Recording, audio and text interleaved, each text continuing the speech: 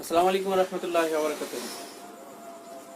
আমরা সবসময় কাজ করি না, আমরা অনেক সময় মজাও করি, খাওয়া দাওয়াও করি। অনেকে মনে করে যে পেট মেরে বাণিজ্য করছি আমরা, বিষয়টি আসলে ভুল।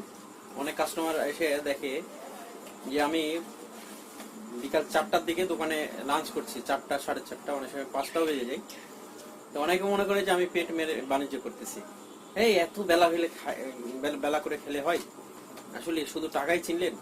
তো বিষয়টি আসলে তা নয়। আমরা সঠিক সময়েই খাই।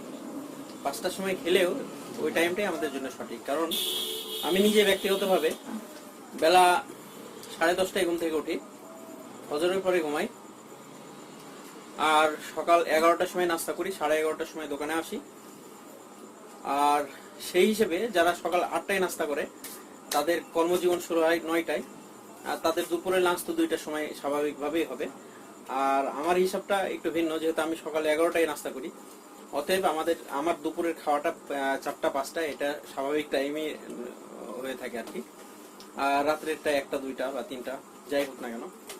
তো আমার হিসাবে কিন্তু আমার হিসাব খাওয়া দাওয়ার সময়টাই সঠিক, মানুষে যাই মনে করুক।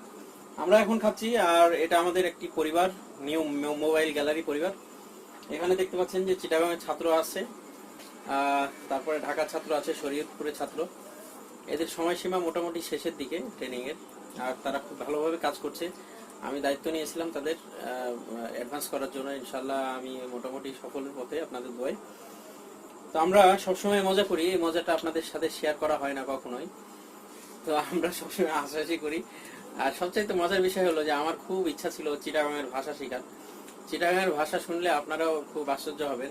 আমি তো মনে করি যে চিটাগাংয়ের ভাষা বাংলা ভাষা না, চিটাগাংয়ের ভাষা আরবি ভাষা। তো আমরা এখন চিটাগাংয়ের ভাষায় সুজনের মুখে কিছু কথা শুনবো, আশা করি। কাজ কত দাও নাকি নাক দিয়ে বলো বলো। ভাই বাজবে ধরতো আরে কি ধরবো? আচ্ছা, সুজন বলেছে ভাজিটা দেন তো আমাকে। আচ্ছা আচ্ছা, ভাজি দিলাম। শরীরপুর ভাষায় কি বলে সুজন, তুমি বলো তোমার নাম, পরিচয় এবং তারা কেমন আছে, তুমি কেমন আছো, তুমি কেমন কাজ শিখলা, মানে কিছু কথা আমরা শুনতে চাচ্ছি চিটাগাংয়ের ভাষা, যে ভাষাটি আমাদের সব বন্ধুদেরকে আজকে শোনানোর ইচ্ছা আমার। একটু জোরে কথা বলতে হবে, ক্যামেরা অনেক দূরে আছে। আসসালামু আলাইকুম, আমার নাম সুজন, আমি আসি চট্টগ্রাম উত্তর। আমার বাড়ি এরতন চট্টগ্রাম, প্রায় 900 কিলোমিটারের মতো। স্যার কাছে তো নাই আগে অনলাইনে ইউটিউবের মাধ্যমে কিছু ভিডিও দেখি আর স্যার রঙে যোগাযোগ হই এবং অনলাইনে ট্রেনিং লই। তার কারণে খুব হাজর মধ্যে খুব আগ্রহী হয়ে খুব কাজ করছি এবং নিজে খুব ডেভেলপ হই।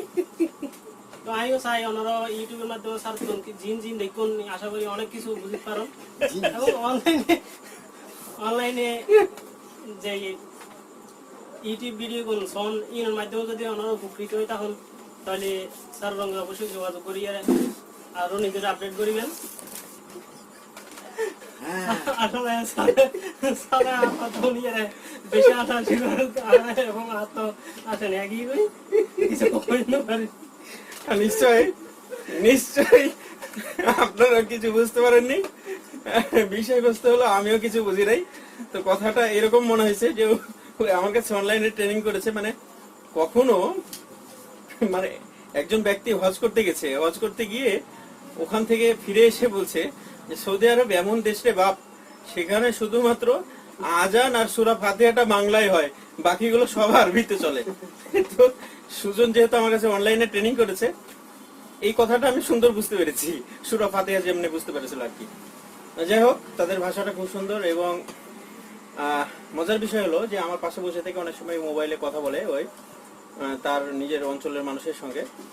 তো আমি তখনও কনফিউজ হয়ে যাই, কিন্তু মাঝে মধ্যে আমার এরকমও মনে হয় যদি আমার পাশে বসে থেকে আমার বদনামও করে তাও কিন্তু আমি বুঝতে পারবো না।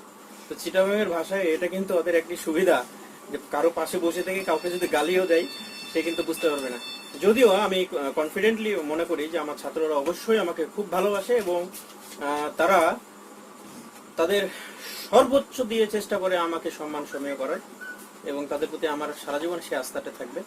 আপনাদেরকে আমি চরম ভালোবাসি, আপনারা সকলে আমার জন্য দোয়া করবেন ইনশাআল্লাহ, এবং আমার ছাত্রদের জন্য। এবং সকলে আমরা সুখে শান্তিতে থাকি এই কামনায় আজকের এই ফান ভিডিওটা শেষ করছি। আসসালামু আলাইকুম ওয়া রাহমাতুল্লাহি ওয়া বারাকাতুহু।